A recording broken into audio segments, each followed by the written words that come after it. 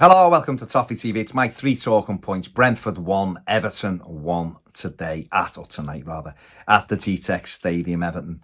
Another game unbeaten under David Moyes. It's 7 points out of 9 on his travels and since coming back to Everton. That's an excellent return for the manager, and went behind tonight and still dug in and got themselves a point. And, I don't think we played particularly well tonight. I think we looked really leggy.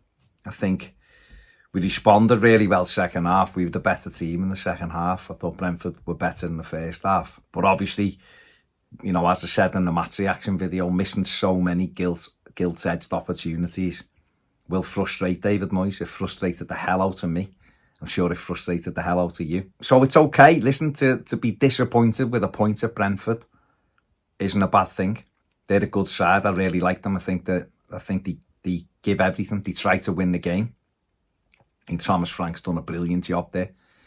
And I think, that being said, though, I still feel like I said in my match reaction, it still feels like 2 points dropped to me.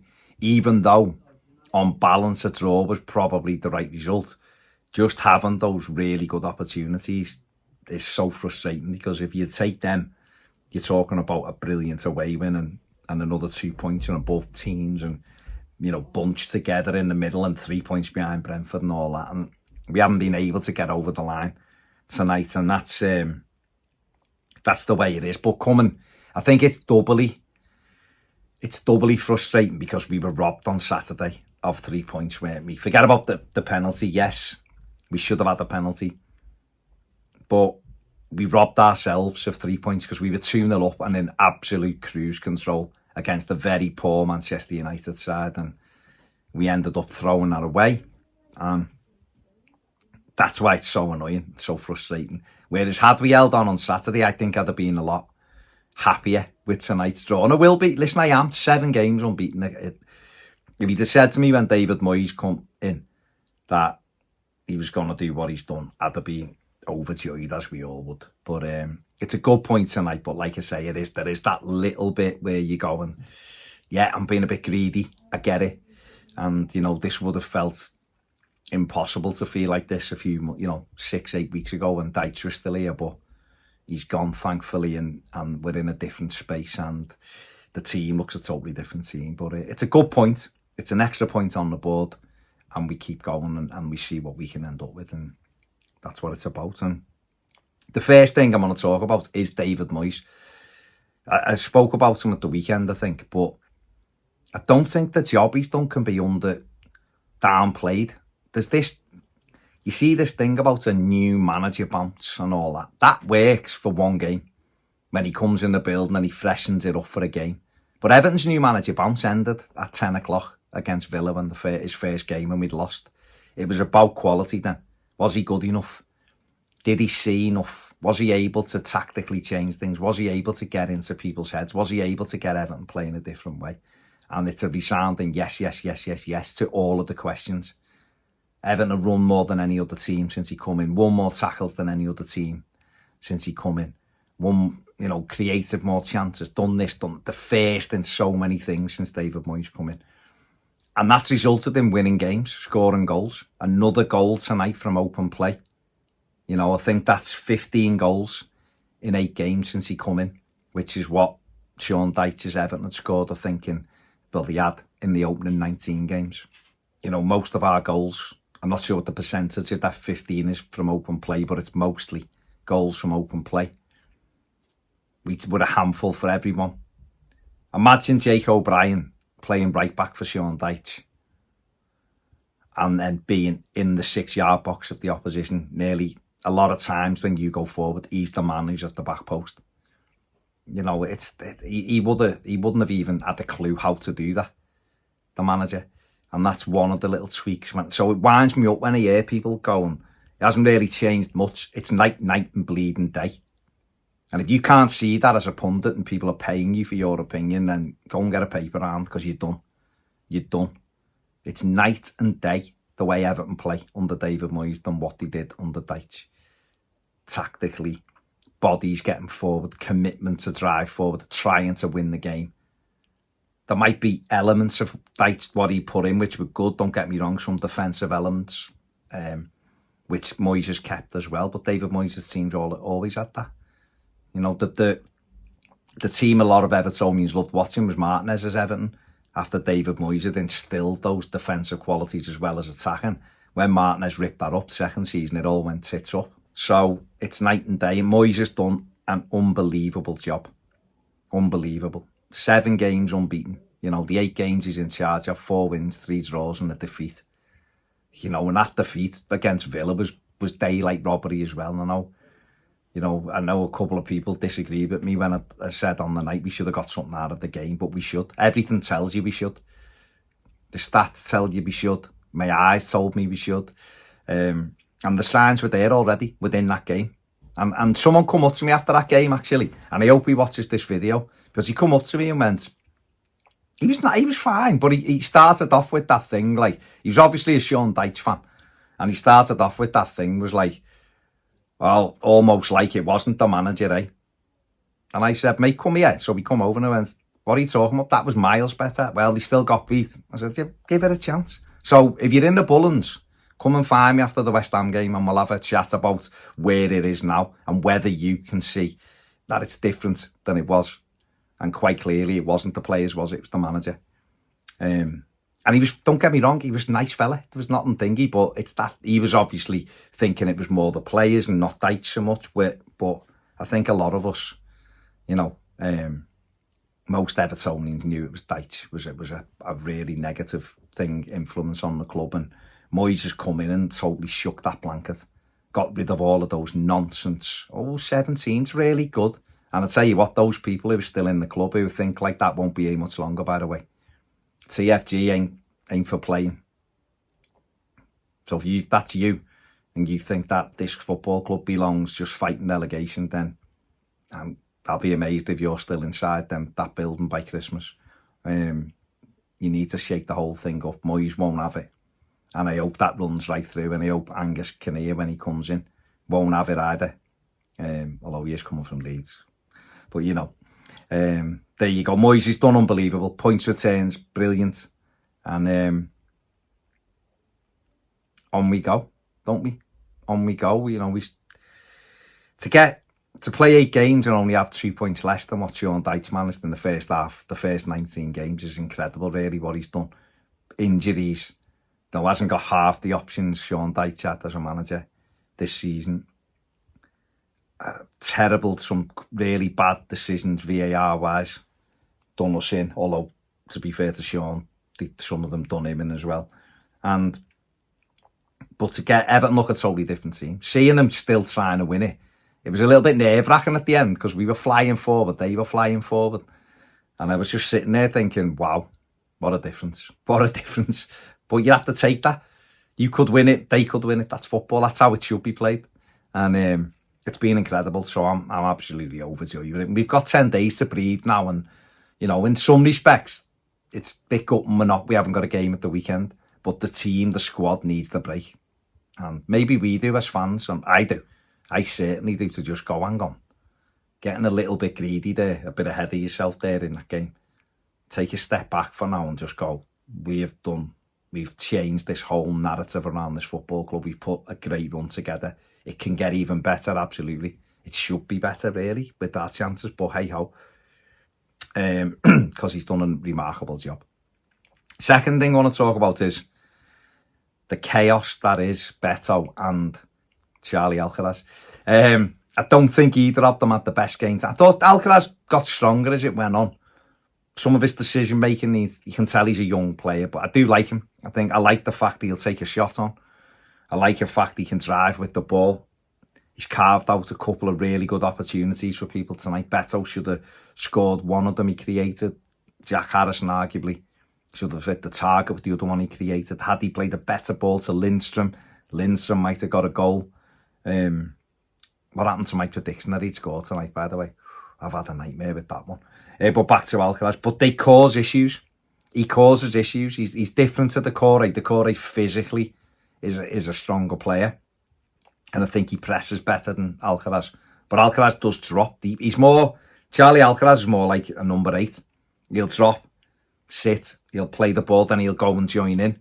And I think he's a really nice player. I think he looks like David Moyes could mould him into a really good player. We'll have to see whether he stays, but for 15 million quid, for his age and his talent, I'd certainly, me personally, would be keeping him. But he does cause uncertainty, and I think you need that. And then obviously Beto. Beto will have better days for Everton. He's not had a great time tonight. Should have got himself a goal. Worked hard, as always. Put himself about. He's in the right, he's in the places. He's getting chances. He should have really at least scored once tonight, probably two. And he's had an off day. And that happens as a centre forward. You can have them. He's been in sensational form. He still scored 5 in his last 5 games. The challenge for him now is start again. Wolves away. Get on the score sheet. Start it all again. But he causes real problems for people. He's awkward. He's gangly. Strong. He's when he gets going, he's quite quick. And them two together are a handful for people, whether people think they're refined or not, whether people really like them or not. Can we do better than them? Of course we can. But they're good for what we are now, and they're good for building a squad. That's how you do it. And Beto's been in great form. Tonight wasn't his night. We've had plenty of centre forwards who haven't had good days. Lukaku was unbelievable, but had a couple of those days where he missed sitters, and he just wasn't very often with Rom, apart from semi-finals or FA Cups. But so even ones like Romelu Lukaku, who's our top scorer in the Premier League, had moments like Beto's had today. So he'll come back from that. But him and Alcaraz do cause a different kind of chaos together, and they can frighten Wolves. I'm sure Decore will be back in for Wolves and Alcaraz will be on the bench, but he is a good option. He's a good little footballer, and I'm glad we've got him. And Beto, okay, it's not happened for him tonight, but he's done brilliantly so far. And go away, work hard, practice your finishing, keep putting the work rate in, keep putting the effort in on the training ground, and those moments will come again, and he'll take them next time. And next time he becomes the match winner. But it was still encouraging, even though he didn't have a great game tonight and he's missed chances and he's frustrating, and I might have screamed a couple of times when he missed the sitter. He's done brilliantly, and that's what it's about, being a striker. You get all the glory, and when you miss the chances, people point the finger. That's part and parcel of it, but he's done a brilliant job since coming into the side. And finally, the third and final point really is Everton's aims for the rest of the season. And we'd have all, said it before, we'd have all bit anything that was on offer if you'd have said, come the end of February, Everton will be 15 points clear of the relegation zone, when we were 1 point clear of it when David Moyes took over. And then we lost our game to Villa. We were 1 point. Going into that Spurs game at home, we were 1 point ahead of the relegation zone. And to be 15 points clear of it, albeit Leicester do have a game tomorrow, but right now, as of now, 15 points clear of it with 11 games to go is unbelievable, really. It's an incredible turnaround. We've had tough games: Liverpool, Tottenham, Villa, Brighton, Man United, Brentford away, tricky games. Look at Palace, they just spanked Villa 4-1 and we went and won there last week. So we've had some tough games and we've done brilliantly. We really have. Moyes has done I said it in point one, he's done an unbelievable job. He really has. And these lads have done unbelievably well. And showing that they are good footballers. Okay, can we get better? Of course we can. We know we can. But, all of the nonsense they had levelled at them, sometimes by our own fans, that they were the worst set of players and this, that and the other. Now, at the time, they might have been playing like that.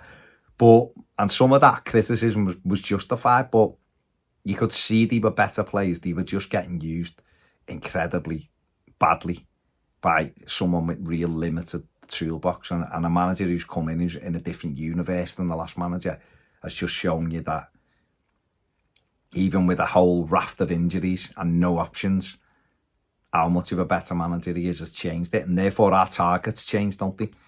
15 points clear of relegation at the end of February is a brilliant place to be in. The next two teams we play are by us, West Ham and Wolves, theoretically. Or I think Moyes will be looking and going, big opportunity for 6 points the next two games. And Everton have got to take it. You know, 4 points should be minimum of these next two, but we should be looking at 6 before we go into obviously what is a difficult April. But I'm not fearing Arsenal at home, not in the slightest do I fear playing Arsenal at home. I'm not fearing Man City at all, which is a crazy thing to say, given what they've been like in the last few years. But I don't fear either of them at Goodison. No chance. In fact, I'm probably more concerned about Southampton at home than I am against Arsenal and City. So there's points to be won at home. And, you know, let's make Man United the last points we drop at home. I know. But the target should be, I mean, David Moyes has said a few times in the press conference yesterday, 40 points is the minimum what he expects. So we've got one tonight, so that's 8 from 11 games. He will want way more than that, trust me. So therefore, the target, I guess, 11 games, 33 points to play for. Yeah, I've got some tough games, but say Everton should be maybe looking at another 12 points. 4 wins out of the 11 maybe. That's doable. Or 3 wins and 3 draws. You know, from 5 defeats maybe. I don't know. We've only lost 9. You know, with the from 13th place downwards, Everton have lost comfortably the least amount of games. But Palace have lost 9, haven't they? They're 12th. And then I think whoever's above Palace, I can't think off the top of my head, they've lost 11, I think. Something like that. Maybe it's Villa. They've lost more than us. So we don't lose that many games of football. And that's a really good habit to have. So therefore, why not target at least 12 more points out of 33? Even if you said one out of every 3 points, maybe. That'd give you the 11 more, wouldn't it, from the games? 33 points available. If Everton got 11 points a game, gives you, 43 points for the season, which given where we were, is not a bad return at all. Moyes can potentially could get more than that anyway, but I'd say 4 more wins should be the minimum target for us for the rest of the season. I don't know what you think watching. We've got West Ham, Wolves. Say we beat West Ham and Wolves, or Wolves and West Ham. 2 tough games, don't get me wrong, but say we beat them 2. Then to reach my target, we only have to beat Ipswich and Southampton at home. And then everything else it's not, but you know what I mean. The other 7, you're going, well, let's see what happens. Fulham away, Forest away. Arsenal, City at home. So the target for me's got 4 wins. 4 wins between now, or 3 wins and 3 draws. So 12 more points I'm setting the target at for this team, and then we'll see where that takes us. And given how poor we were, given we'd won 3 games in half a season, that'd be an incredible return, I think, in the second half of the season. And if we did get that, what would that? 12, so 44 points we'd be on, wouldn't we? If we won 4 and lost 7, which I don't expect us to do. But if we got 12 more points, then that gives 44, which means David Moyes would have put on 27. And if you just done that across a season, that'd give Everton 54 points over the season, which is potentially challenging for a a Europa Conference place. So, that's not a bad return, is it? You'd expect that maybe next season as well. So, well, more depending on your recruitment, of course. So let's get 12 more points. Let me know what your targets are between now and the end of the season. How well do you think David Moyes has done? And are you loving the chaos caused by Beto and Alcaraz? Make sure you like and subscribe. Getting close to that 100,000. We thank you all, everybody who watches and subscribes. Have a great night. Take it easy. Check out the Match Reaction video. See you later.